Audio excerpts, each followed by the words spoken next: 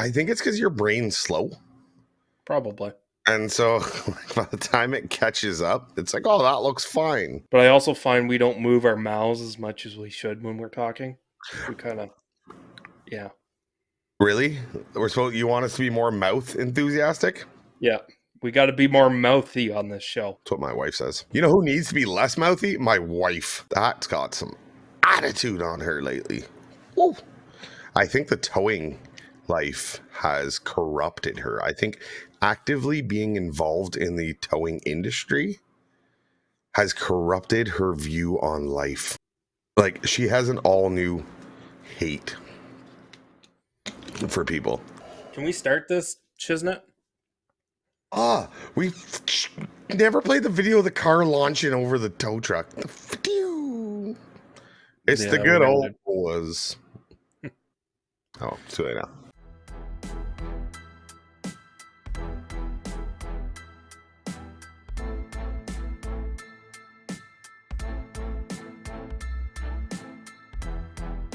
Hey everyone, I'm Brad from Calgary. This is Sean from Cambridge, Ontario. I'm Terry from Cornwall, Ontario. Hey, this is Larry from Pitt Meadows, British Columbia, and you're listening to the Towing Life podcast.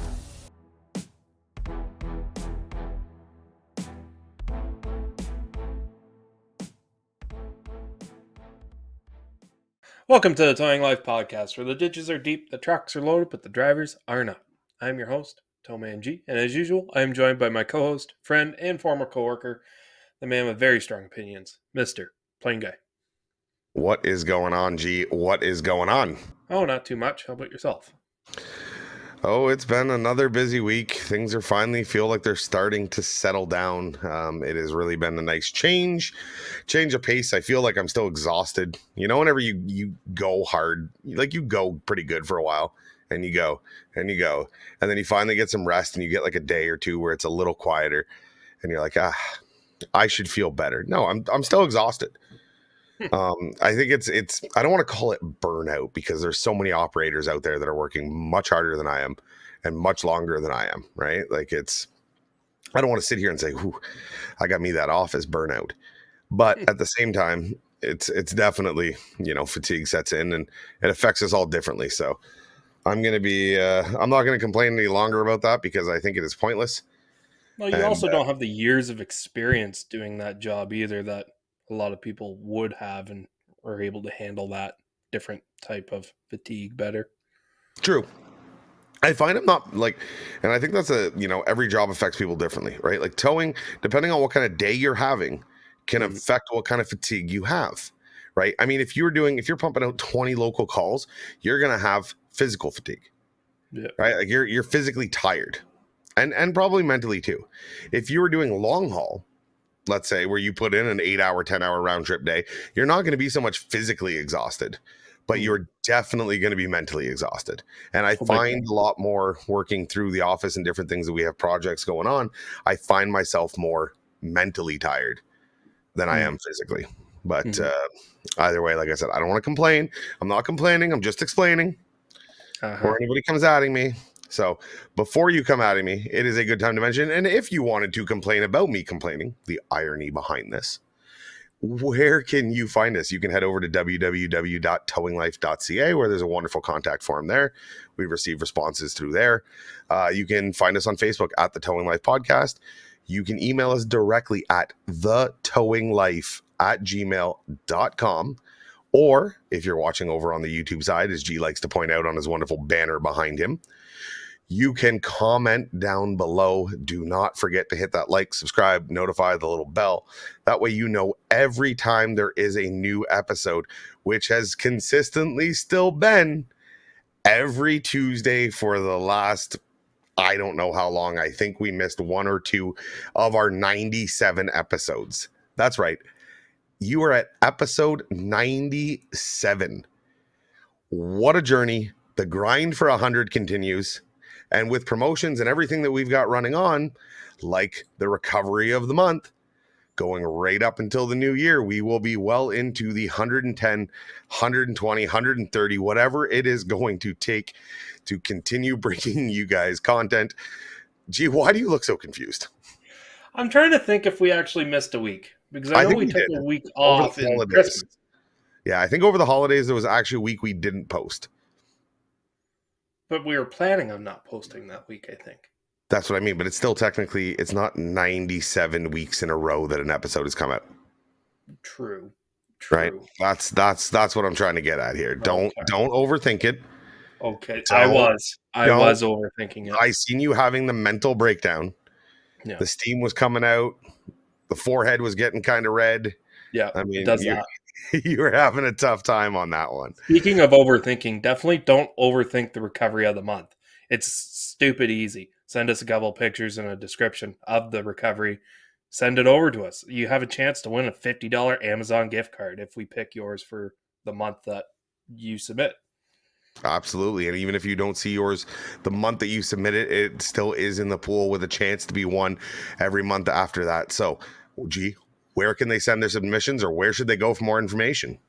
They can go to www.towinglife.ca/recovery. Absolutely. I like that you took that upon yourself and really, dove right into that. Do not overthink the recovery of the month. I like that. Get your submissions in now for a chance to win $50 Amazon gift card and a spot in our 2024 calendar that will be available for sale at the end of 2023. Contest runs until September 31st. There we go. I made sure to leave that in the note just for you. I appreciate you because I forgot it and I knew we had it somewhere in that note, so I went over and checked for it. So, Yeah. Other than that, you want to get into PlainGuy stories? I mean, I guess we could. I thought I was going to kind of lead off of the overthinking and my police contract, but Okay, go ahead. So Lead the way. You know that I overthink things a lot, and I had a situation where there was a wreck in town, and I wasn't the first truck on scene by any means, but the other two trucks that were on scene before me were out of towners. Right, there was one vehicle rolled over in the middle of an intersection, and the other one was smashed up in the middle of the intersection. So I get there, put a couple of business cards in my pocket, walk up, stand on the sidewalk, see if I could figure out who's who and what's going on. As I get there, a police officer comes up and says, "Who is here first? Okay, you're getting that one. Who is here second? Okay, you're getting that one." They went into an ambulance. And I went up to the police officer after the fact. I was like, so if that person went into an ambulance, shouldn't it be going to your contracted tow? Well, why? It's like, because they went in an ambulance. They can't make any decisions on where their vehicle's going. Normally, the contracted tow is a local tow, but now this tow truck is taking his car, I think it was going to Vaughan. Like, it was going like an hour away from where the accident happened. Can I ask one question? Without specifying or throwing anybody completely under the bus, was the police regional or provincial? It was regional. Okay. It was in a regional street. Okay. No, that's because that matters. Yep. No, it was a 100%. It would have been a police contracted tow, not a wreck. I'm not shooting for wreck rates or anything. I'm just saying it should have been a police contracted tow. Well, what do you mean you're not shooting for? It wasn't a wreck? Well, it was a wreck, but I mean, it would fall under the regional police rates instead of falling under wreck rates, right? So where it's a police requested tow instead of you talking to the customer in the first place. Gotcha. That's why it should have went with the police contracted tow anyways. Right. So it secures the vehicle locally. Yep. It stops the vehicle from going an hour away, especially when somebody was brought in ambulance, because a lot of people don't know, listeners that are outside of Ontario, right? Mm-hmm. Recently, the province has introduced new legislation to help protect the consumer from, I don't want to say situations like this because I don't know who the tow operator was or if they were trying to prey on anybody by any means, but and they're still trying to figure it out. To my understanding, the TSSO applies to any non-consensual tows. Which would fall under. That would fall under, which, some believe it only applies to HTA offenses, highway traffic offenses. So we're talking stunt driving, we're talking impaired, we're talking that kind of stuff. Not necessarily accidents if there's no HTA charges. Right? My best understanding, and if the province of Ontario ever listens to me, which I doubt they will, this should apply to any non-consensual tow. Pretty much any time that somebody doesn't, like you said in this case, where they left an ambulance, have no say in who their towing company is, that's where it should fall into this list. But the fact that it's regional police is confusing. So sorry, I'll let you get back to the story. I just wanted to clarify that part. I mean, myself, I never really interacted with that officer before. I've definitely seen him around, but he's not normally one of the officers that I deal with all the time. But I kind of found it funny how after the whole situation wrapped up and I asked for his name and I wrote down his name because I'm definitely going to be passing that, and I have passed that along to my manager, my owner, who has better connections with the police department to, try to resolve this contract issue that we had for this particular incident. He turned around and said, well, do you have anything that says your company name on your shirt? I was like, no, but I got the tow truck right behind me. He's like, oh, well, the other guys had names on them, so I knew who they were. And I looked at the operators that were there, and none of them had logos on their shirt either. Okay, because I was going to say, that's actually a pretty he pulled that out of his fucking ass. It is a valid point if it was actually factual for that incident, but it wasn't. Right? So I could understand that. Like if I showed up with a proper uniform on, a nice buttoned up shirt or whatever, like we should, because we try to be professional, just circumstances didn't have happen that day, I guess. And that could have helped. But at the same time, most officers that we deal with for our local contracted police, we all know. The police officers have been there a long time. We've been there a long time. We have a pretty good relationship, a good working relationship back and forth. Well, I want to touch back on that working relationship in a minute, but I really want to go on the fact that circumstances led that day that you didn't. What was the circumstances that you didn't have your uniform on? Because we are currently waiting for new uniforms to come in. Okay, valid reason. I thought it was just, I get my guys. So our uniforms are a black pant with wraparound bands, I had those. a black dry fit shirt that only has the logo on the sleeve. So that's when we're working around the shop, when we're in the yard. We've also got the button up shirts with the reflective bands on the arms. And then for any times that we're out on roadways, we actually have the vests as well that go over with the company logo on the chest. And right across the back where the X is, we've got towing in fluorescent. Or sorry, in reflective, not fluorescent. So there is no doubt when we're on a scene who we are. There's no doubt what we're associated with. We're not getting confused for, you know what I mean, a construction worker on the side of the highway. So that's why I wondered, even my guys, because they try and get away with that, they're not wearing the button-up shirt. Where's the button-up shirt? Well, I'm wearing the vest. Now, the button-up shirt is the uniform. The vest is just the added safety for, requirements whenever you're on roads. So don't try and sneak out. So I thought maybe that's what you were doing, kind of half-assing your uniform. No, we got a new shirt order in. We had the button-up shirts, but no one seemed to like them, so no one wore them. So we're switching roles and doing T-shirts with logos on them instead because it's just easier and better. Yeah, I guess. fair enough. We're a lot more lax than a company like you to begin with, so. Yeah, fair enough. But I mean, it's industry image, regardless how you look at it. But we're getting away from the point here. Okay. The officer who decided to let these vehicles go, I confronted him and brought it up to his attention because maybe he just didn't know. I said, this is a contract tow. He asked why. I gave him the reason why. And he was like, oh well, and walked away. What's he going to do? Tell the guy no? The guy will probably burn his cruiser.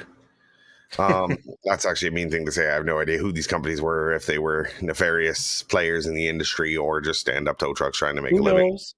Who knows? We will not name any company names. But no, I mean, it's a shitty deal. It's a raw deal. It happens. You take the good with the bad, right? That's the industry in a whole. What would you do in a situation like that? I mean, you talk to the officer. You explain to him Hopefully he took it on for next time. I'd let it slide as a one-off.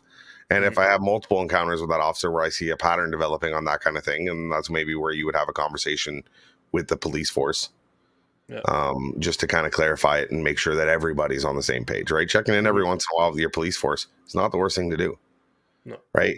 It's a good time to just chat, even with other officers. Don't name any officers. Just kind of, hey, ran into this situation. What do you think? Like, see where maybe the cops, right? Like I was talking about this non-consensual tow. The cops have different opinions on how things work. Yeah. Right. Anytime this stuff comes out, there's not a, always a clear-cut explanation given, and it's left to interpretation. It's very possible that officer's interpretation was wrong or different. And he just, to him, this is the right way, right? It's the same way we used to have problems with how would you interpret the law for soliciting before there was bylaws, right? It was how you interpreted it. Was the truck itself being within 200 meters, us soliciting our services? Yeah. Or was it physically talking to a person and offering your services? It was all up to the officer's interpretation. So to make this a big deal before you've had a chance to kind of look at it from different angles, I think would be a mistake, because the one thing I've learned over the years is you can have conversations with cops. You can't argue with them. Yeah. Right. You will never win that argument with an officer. So have the conversation, find out what he thinks. Maybe he, in that situation goes, no, it's not a contracted tow because, and just kind of, you might have wrote it off on the spot. You called him out. If he's wrong, he's embarrassed. He's not just going to go, my bad. I won't. Sorry, Mr. TowManG. I will make sure that never happens again. You're never going to get that response. They're not trained that way. They're not trained that the first moment that someone questions their authority, they back down off it. That would be the softest bunch of cops I've ever seen in my life. Right. And I know you're harmless in this. This isn't conflict resolution. This is you just, making a point out. But I do believe, due to the training and everything else in them, they're not just going to back away from that. They're going to give you the answer he gave you. And maybe if he does believe he was wrong, he'll take a different approach next time. Yeah, that's what I'm hoping for, at least, right? Because like a contracted tow here and there, it pays decent. Definitely pays better than some other calls. It doesn't pay as good as, actually making arrangements with a customer yourself and having it as like a rec rate, because we have different rates for police rate, rec rates, and normal COD work, which I hope everyone does, because if you're rocking around with your COD rate the same as your rec rate, you probably don't get too much COD work. Let me ask you a question. Yeah. This is not at all part of the plan today, but you talk about COD rates, you talk about rec rates, you talk about contract rates. Let's contract rates are something that are negotiated. They're not movable. Why, in your opinion, is your COD rate different from your rec rate? A lot of times, because it also comes with a lot of behind the scenes admin fees, a lot more work behind the scenes. Because you're storing the vehicle, you're dealing with insurance companies, right? You're charging for the storage if it's coming back to your yard. Okay, so storage doesn't become involved because you're charging for the storage. Yeah. What else? You're also taking on the risk of the vehicle being abandoned and the insurance company not coming through. So you might get stuck with a vehicle. So you kind of got to inflate that rate. If you're just towing a Civic for Joe Blow down the street, then he's paying you your $80, $100 or whatever for the tow, and you drop it off. For a rec rate, you're bringing it back to your facility, and then you got to start storing it. You're dealing with the insurance companies. A lot of times you got to talk to the same insurance company 3-4 times, plus the customer as well. You got to let the customer come in, get all their stuff out of it, regardless if you're paying for or charging for an after hours fee or not. If it is during the day, that's one more thing that your dispatch or your office supervisor has to go and deal with. And I also feel like it's one of the easier ways for a tow company to make money and help subsidize other lower paying calls behind the scenes. Okay. So most of what you said, bar the last part, was admin. Yeah. It's to cover extra admin costs for doing those type of calls in comparison to your retail tows. Yeah. Okay. I'm on board. There absolutely has to be a markup in there for the extra work. Mm-hmm. right? I've seen companies get to the point where if knowing the insurance companies are being difficult, there's an admin fee, a percentage added on at the beginning of the invoice. That's smart. Because this insurance company is going to make 8 phone calls on this thing. Yep. You know what I mean? Multiple back and forths and everything else. So And they're going to play you around. Oh, well, we can only pay $3.50 a kilometer, and you got it there for $3.55. yeah, 100% those are arguments that happen with insurance companies. Yeah. As for the using it to subsidize other calls, I mean, I wouldn't tell the insurance companies that. I would definitely never use of that course line. not. Of course not. But at But the end no, of the day, it's like, not what you're going to tell the insurance. I mean, this is actually important when it comes to billing. Yeah. On why you bill what you bill. The one thing that you missed, that I believe that you missed, and if you have it, if anyone listening has a different opinion, feel free to email me directly at thetowinglife@gmail.com, is urgency. When a police call or a wreck comes in, and the people don't understand this, public included, that goes to priority 0, meaning anything else going on the board, anything else that's going on gets absolutely dropped for you to respond to that. Yeah. That comes with a cost. And that is a good way to justify a lot of your charge. Again, you have to keep this within reason. Yeah. And if anybody in Ontario doesn't know, you want to know what reasonable is, head on over to the Tow Zone pilot project. Yeah. Head on over there and see what their rates are that the Ontario government has deemed fair rates for services in the province of Ontario. Like, I know personally my rec rates are low because everyone who I tell them to, they're like, oh, that's it? Oh, okay. Yeah, but are your rec rates low, or are certain players in the area excessively high? Oh, no. Like, I find myself, me charging those rates for the job that I'm doing, I think it's fair on my end and on the customer's end. So Yeah. I can go to bed knowing that I'm not out there screwing people over. Right? But your company's making a profit. The company's making a profit. I'm making better money than what I would be doing roadside work. So I'm happy, they're happy, and we do a good job for that price.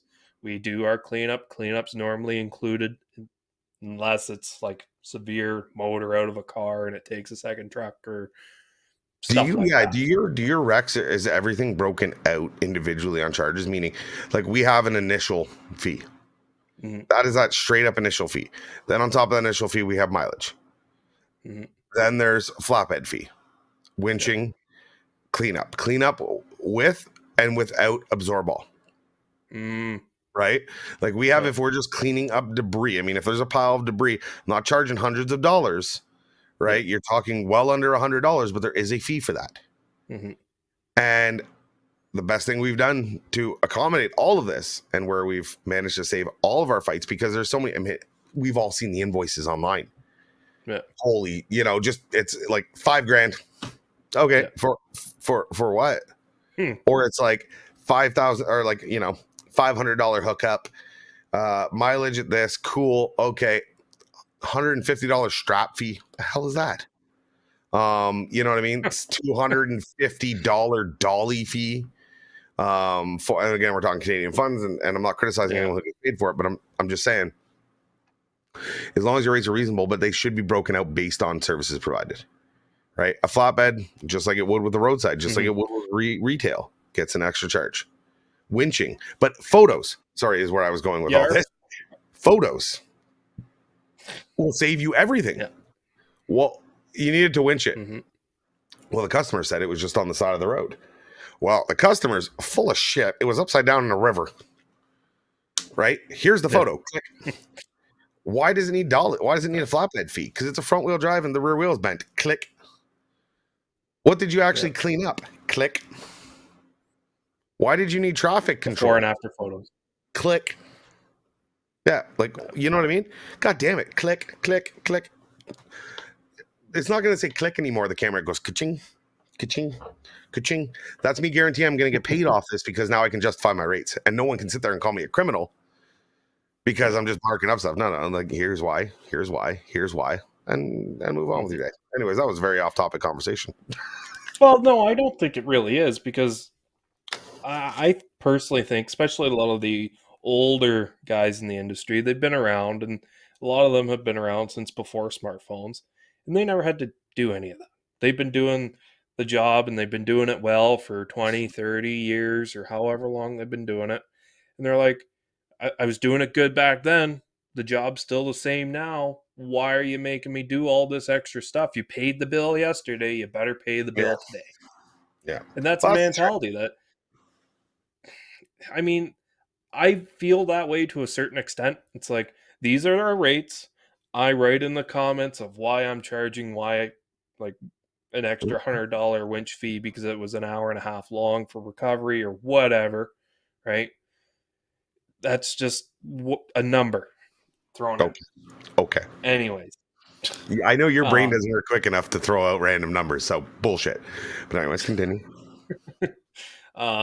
so like I feel that, and I find if we had something, and I'm gonna do a shameless plug here, um, but something like TowSoft, where you can have the call generated and you just take pictures and it just automatically gets sent in and it gets loaded all into the same file for that call.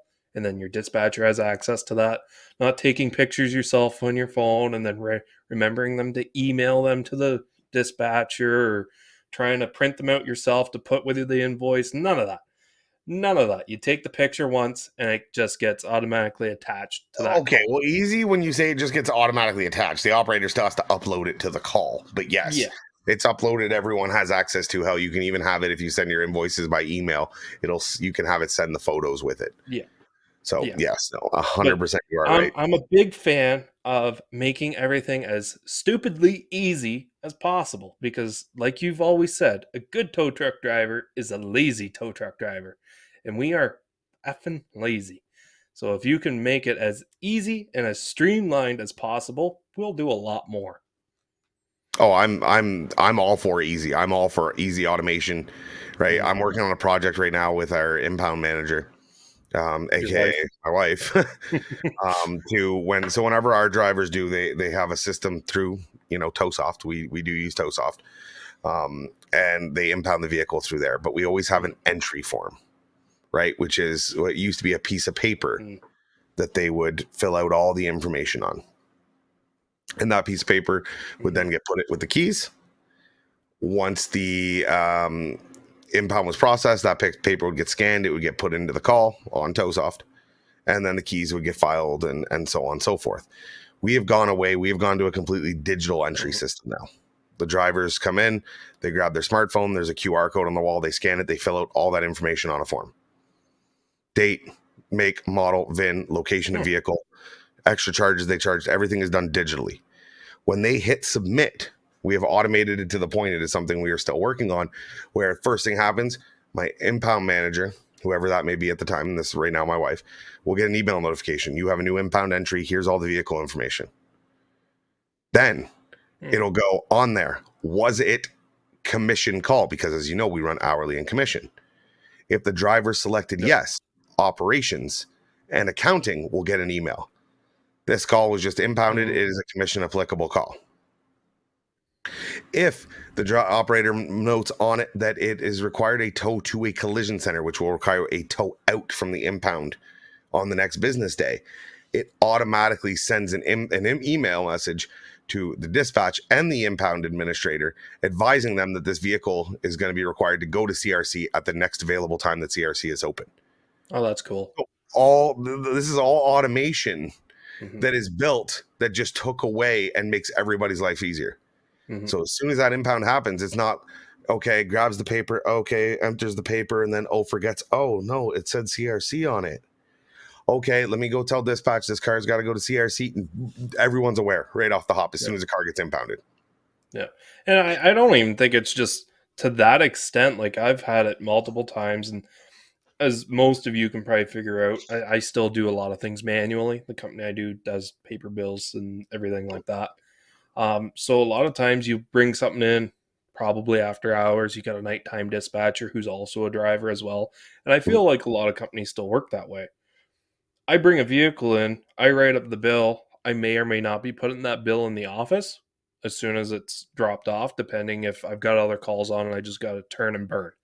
Right, I'll fill out the bill later. Well, if someone calls about that vehicle that just got impounded or a wreck, the dispatcher has no clue other than maybe I sent you to that call, but he has no information on the vehicle unless you're going to sit there and text everything out to him or send him a picture of the bill, right? So it's a lot of, I don't want to say unprofessionalism because unprofessionalized. I don't know. I just don't really see the towing industry. We're starting to make the step to be more, I don't want to say not legitimate because we've always been legitimate, but what's the proper word? More flushed out, I want to say. Not fleshed out. It's just more on pace with the rest of the world. More Yeah. on par, more Yeah, we're equal getting playing more field. with the times, and it's Yeah. taken us a little while to get more with the times. Oh, absolutely. There's no reason that a customer shouldn't be able to call with an ongoing call and no information about it, whether it be an NBC that you picked up, whether it be a suspension tow, or whether it just be an ongoing tow. That any dispatcher that takes over at any time shouldn't have an active idea on what's going on. No. Right? I hate the let me get some information on that and call you back. No, we should have access to that. How do we make sure we have access to it? Unless it's something that's out of your control. Which when you're starting to get into heavy recovery and things like that, yes, there is things that fall into that category, but you want your dispatchers, especially, or your operations or your office managers, to be able to at any time. Yeah. Right. And I know it's a shameless plug. We use it. We've mentioned them before, the TowSoft. They've been sponsors on multiple different events that we have done. But I can pull open at any point right now and tell you how many calls I have ongoing, who's the customer, where they're at, any photos that were uploaded, any problems with it, like everything. Yeah. And that's the kind of, new age that we're starting to come into. And there'll always be companies that'll be holdouts for it. And there'll always be companies that are justified to hold out on it that maybe don't need to have that kind of operation. Yeah. But I think moving forward, it's definitely something that you're going to want to look into. So, speaking of things you don't want to maybe consider, I shouldn't say you don't want, but maybe consider moving forward in the industry. And there's one thing that we cut out in our company. And I'm not saying we're the be all end all by any means or do what we do because we know best, right? But one thing we cut out is private parking, right? PPI tows, as they're a lot of times referred to in the States. So ironically, today, I was almost on the wrong side of a PPI tow. Really? And it was an honest mistake. Right. So first of all, I was speaking at an AGM for a local training board who we've hired employees for in the past, and we're just speaking about our interactions with it, our experience with the things that we found beneficial through them, all that kind of stuff. And so I pull up, and this building is attached to a parking lot, and I seen as I pull in many of these private parking signs. Well, it says private parking, all others will be towed away immediately. And there was a company name, a phone number, and a bylaw. Yeah. And I know this company, they're local to us. We've had many good, positive work dealings with them. And you're in a work truck. And I'm in a work truck. I am in my work truck, my Aero pickup truck. Yeah. I seen in this lot that there was signs very similar to this with a company name on them as well. Not a towing company, but like a property owner's name. So I went to pull into one spot and I seen that and I went, oh, okay. I don't want to park there. It must be one of the other offices here. Yeah. So I park up against in a spot next to one of these signs saying private parking, all others will be towed away immediately. Okay, well, I'm parking to go into the building that is here. Yeah. I'm in the building, I'm doing my thing. So that sign is attached to the building you walked into. No, well, yes, because it's like an L corner. But yes, those signs were attached to the building I walked into. Yeah. Okay. So we're doing our thing. We're sitting in there. I get a message from my dispatcher on my phone saying, "Hey, blank needs, let's call him Charles. Charles is outside saying he's going to tow your truck if you don't come move it." And pardon. So okay, let me go outside.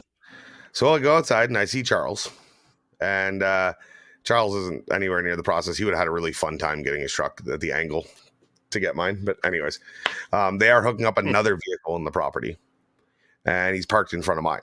And so I go over and I say, Charles, what's going on, man? And he goes, you can't park here. And I'm like, I can't park here? Like, I'm in that building. Well, you're in that building? Yeah. Well, you need to have a parking pass displayed on your window or in your, in your vehicle. And I'm like, okay. But first of all, no offense to them, their signs don't state that. You know what I mean? Like telling me, hey, it's private parking. If you need here, you got to display a parking pass. Because then I would have went into the building right away and said, hey, I need a parking pass. Yeah. But my question on this was, and I don't think Charles listens. And I don't think Charles would have had the gonads to actually tow the truck. And this isn't a shot at Charles in that sense. I just mean, a couple guys in the office, once they found out of this, it's like, oh, can you believe that he was going to tow your truck? First of all, he gave me professional courtesy. Yep. Right? He called our office and said, hey, your truck is here. Now, Charles didn't, to my best knowledge, I can't say this for fact, but I do not believe Charles actually got a call from the property owner saying, hey, there's vehicles here, come remove them. I believe Charles was just driving by. Seen a couple, you know what, we're going to do a check on this lot, which is well within the rights. Yep. I'm just saying, if I'm Charles and I go by and I see his truck sitting in my parking lot, company stickered up, nothing, and park, like I'm not like the first available park, like I'm off in the corner.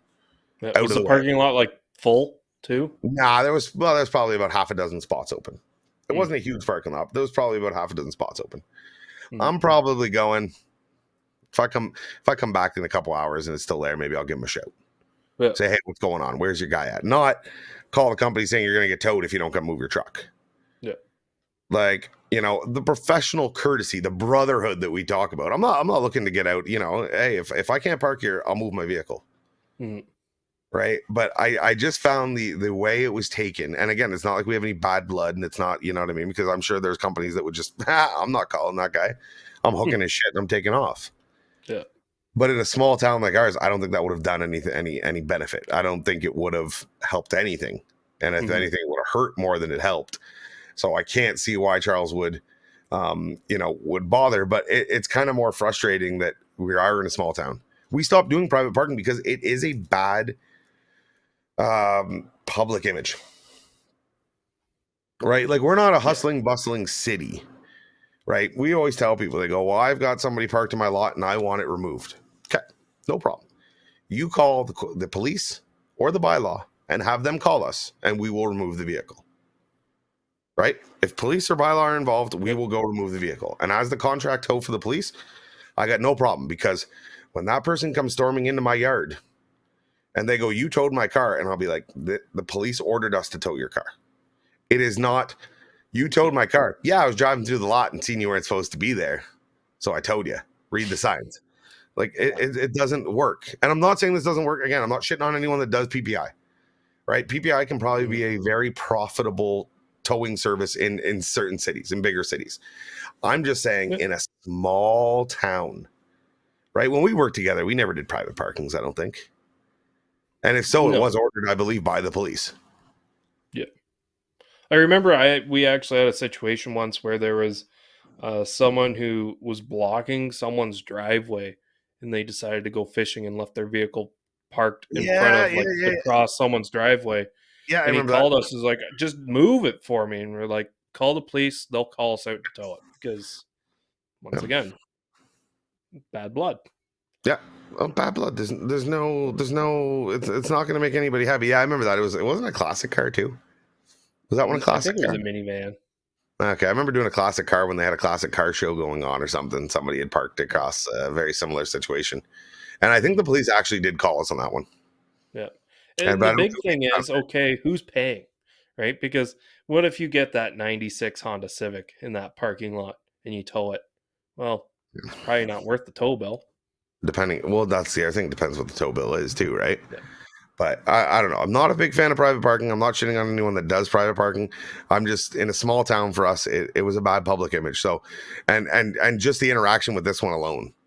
You know what I mean? Where again, there was, and I can't completely shit on Charles, because there was professional courtesy that was given in the sense that he gave me a phone call. Yep. And maybe I'm being a little prissy saying I want more professional courtesy offered to me. Right? Maybe that's just me being, a little demanding. But I think it's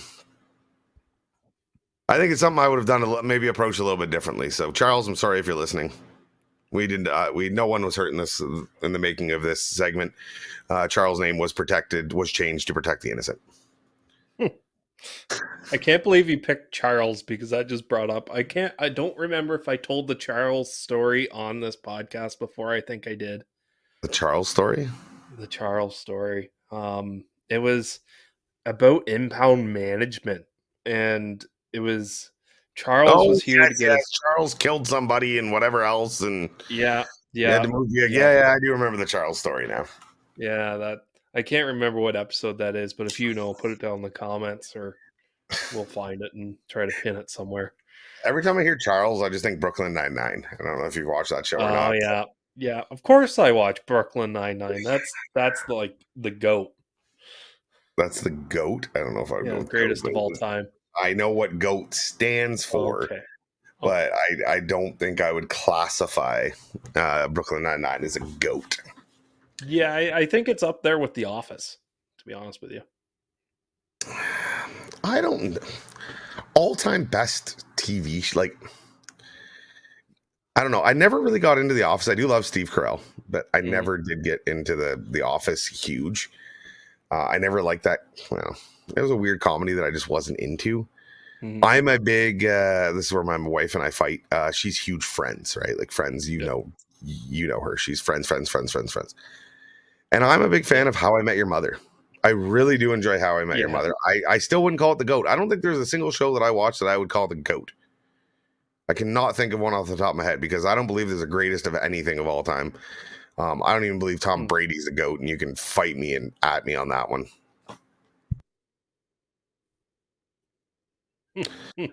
I still think that The Office is somewhat the GOAT just because of the amount of content and different skits and everything that they had interworking with that show was just phenomenal. Especially if you here in Canada, this is legal. You pop an edible and you watch it. Oh, you're in for a good night. Here in Canada, this is legal. In certain states. Yeah. We had a listener message up from California.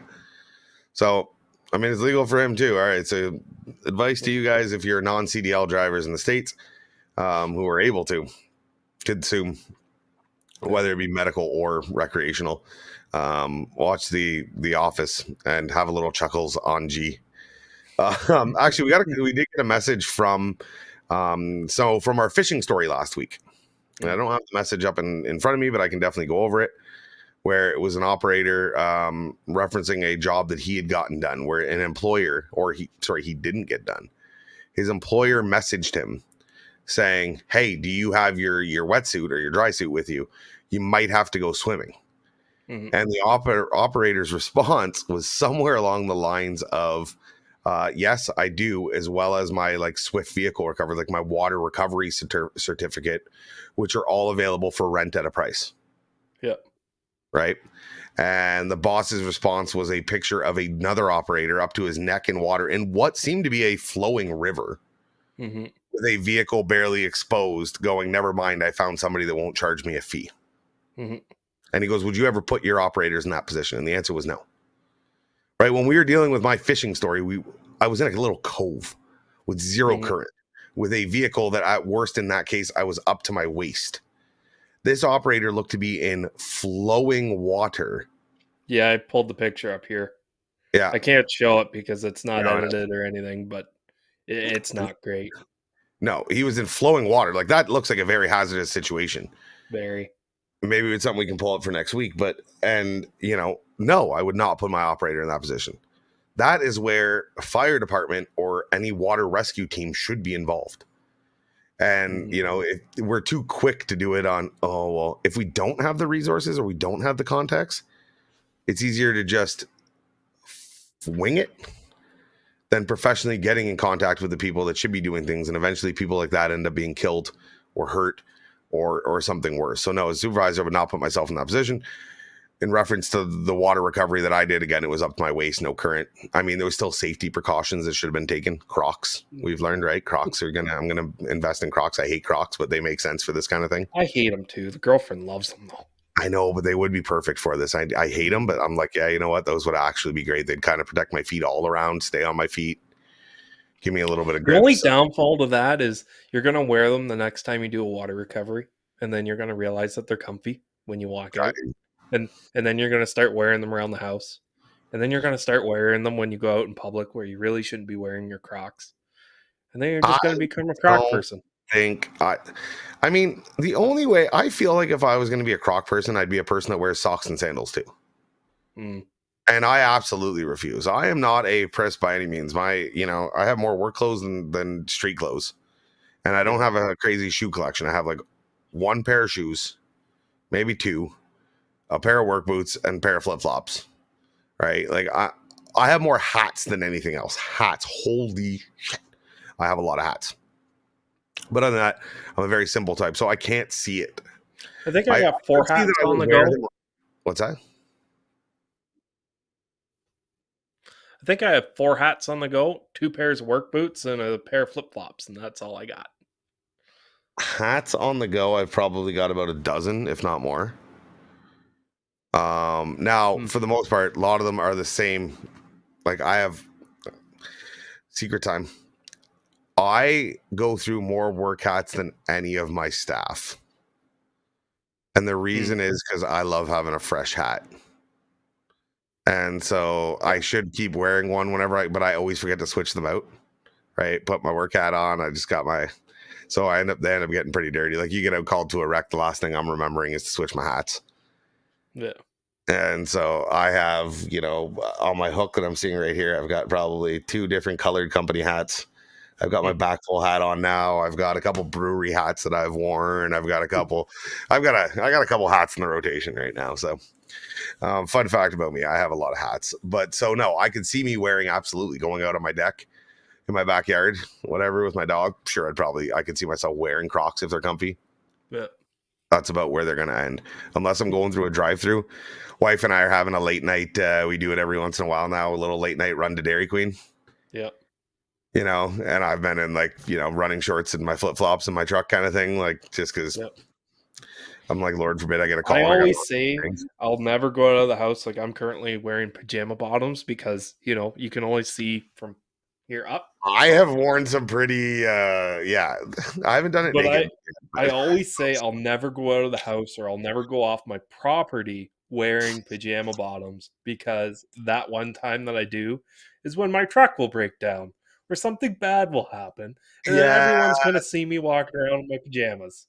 That's, you know what? You don't think about that, right? By the time, you broke down and you're calling a tow truck and the tow truck driver shows up and you're in PJs and you're like, man, I know I look like a crackhead right now, but I promise some people with some very questionable attire on, and I'm just going to go out on a limb and say that that's the cause. Meth is a killer. Meth is an absolute. We had a guy come in to get a car out of his impound today, and it was watching this guy in the office interacting, and and it wasn't mental. It was it was drugs, and call drugs and mental illness all you want. I don't give a shit. And I remember I was talking with one of the guys after he's out in the back in his car, and it's like, how much crack can a crackhead crack if a crackhead good God crack?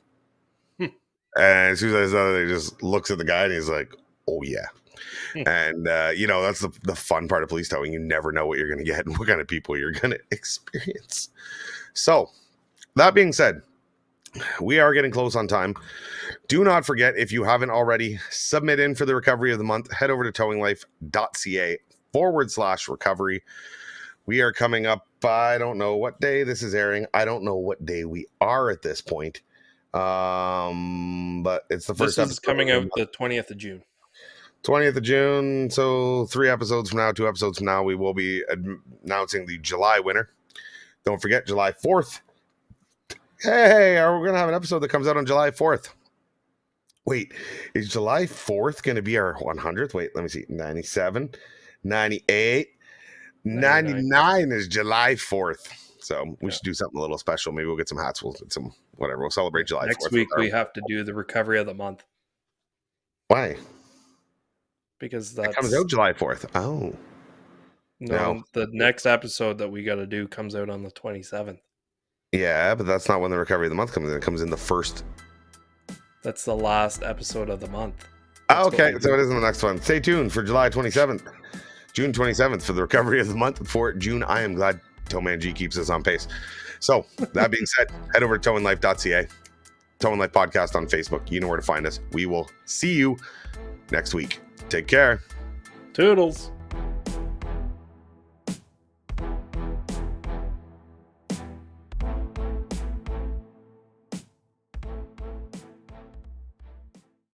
Yeah, no, the only reason why we did the recovery of the month this month is because we couldn't fuck off. figure I it know. out. I know, because I fucked up. I actually have. Oh, I have one. Okay. It's a good one. It's a good one. It's a.